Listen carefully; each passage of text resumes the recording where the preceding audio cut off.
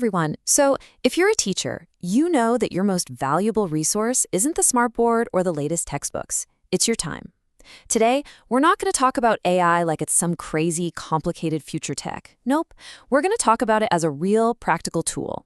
Think of it as your new digital teaching assistant, one that can actually help you get back hours of your week. So let's dive in and see how. First things first, let's just state the obvious. The pressure on teachers right now is, well, it's immense.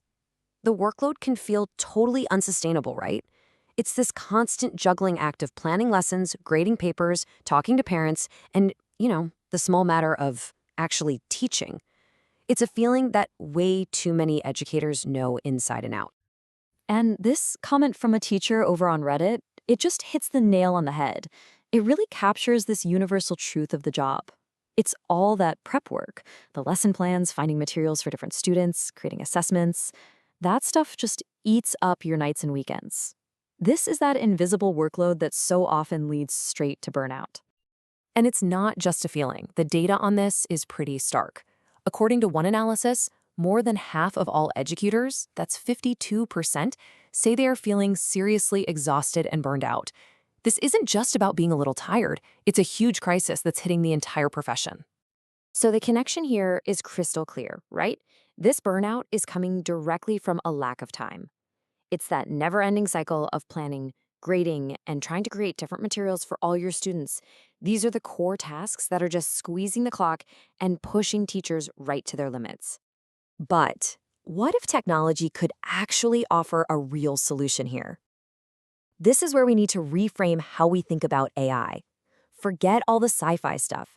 Just think of it as a tireless, super efficient teaching assistant. One that's ready to help you with all that administrative stuff so you can get back to focusing on what really matters, your students. Seriously, just pause and think about that for a second. What would you do with that much extra time? More one-on-one time with students? Maybe some more creative, fun projects? Or just more time for your own family and your own life? It might sound completely impossible, but let's take a look at the numbers. So check this out. A recent Gallup survey found a pretty game-changing number.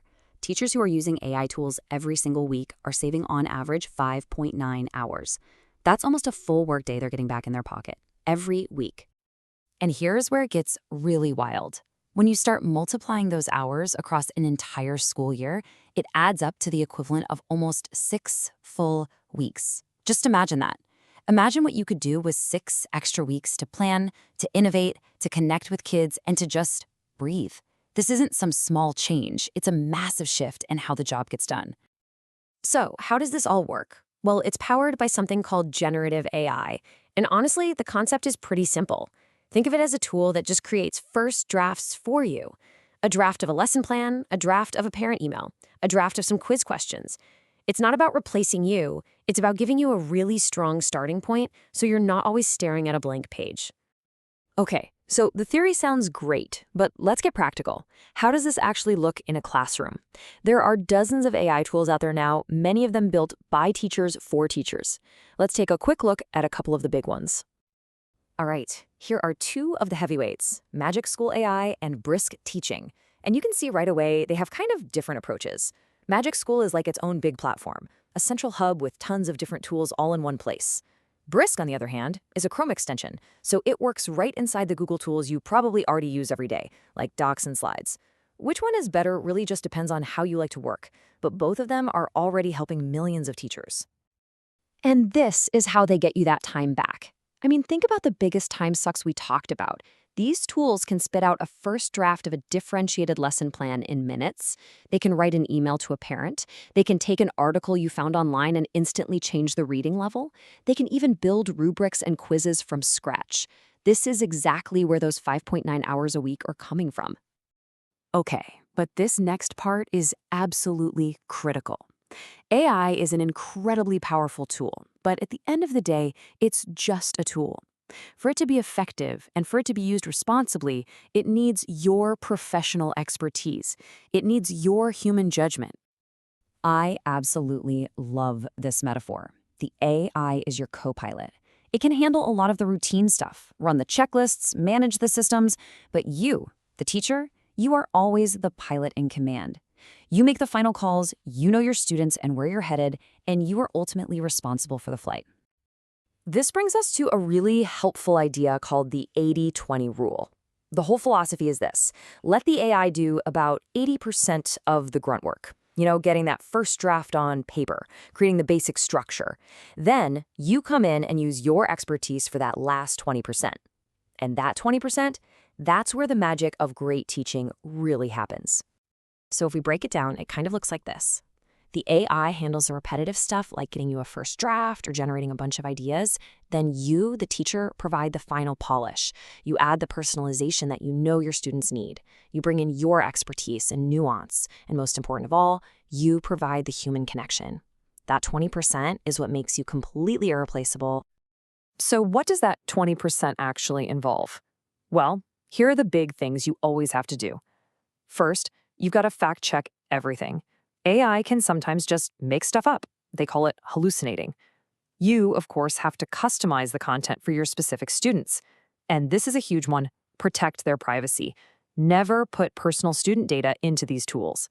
And finally, make sure the end result actually sounds like you and fits your teaching style.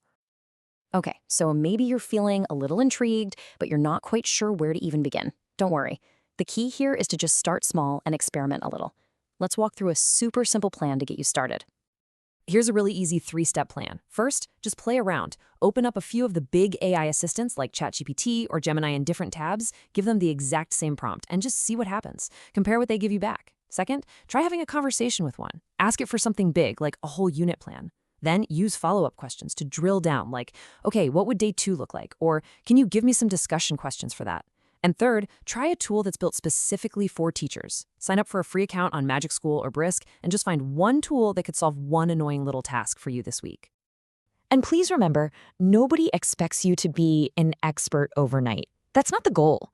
The goal is just to start playing, to get a little curious, and to see what these things can do. It's all about exploration, not mastery. So we'll end with this thought. This whole idea that AI is going to replace teachers, it just misses the point entirely. Great teaching is and always will be a deeply human thing. The real question, the more interesting question, is this: what about the teachers who use AI? The ones who use it to be more efficient, more creative, and more responsive to their students? They're the ones who are going to be shaping the future of education. So what will you do with your extra 6 weeks? Thanks for joining me for this explainer.